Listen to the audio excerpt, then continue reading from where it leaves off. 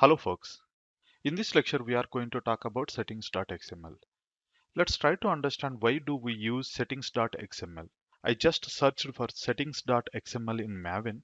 If I open the first link, if you see the definition of Settings.xml, the Settings.xml file contains elements used to define values which configure Maven executes in various ways, like the pom.xml, but it should not be bundled to any specific project or distributed to any audience, which means that usually pom.xml is associated with a specific project, right?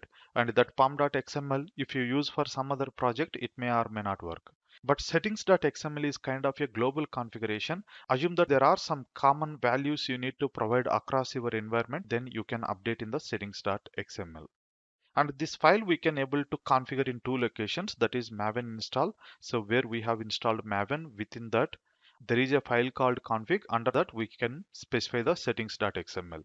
Let me show you this location. Alright, so this is our Maven server. I just renamed hostname as a Maven, so it is easy for us to identify because we are going to use Tomcat in next lecture. That's the reason I have used Maven as a hostname over here.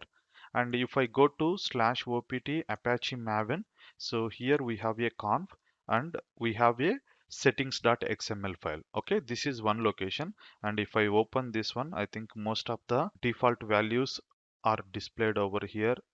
So a lot of content is commented over here. This is one location, and another one is we have .m2 directory, right? So in this case, under root user, we have a .m2 directory. So under .m2 directory, here also we can create. By default, you cannot see the settings.xml file over here, but we can create it.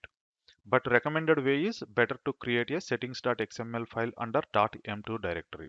So this is how you can define the settings.xml, and if you would like to change something apart from the default values, maybe you can update the settings.xml.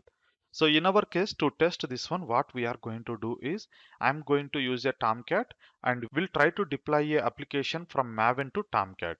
In that case, we are going to use the settings.xml. I will show you how we are going to do that one. That's all for this lecture. In next lecture, we are going to see how to deploy a application on Tomcat server. Thanks for watching. See you there.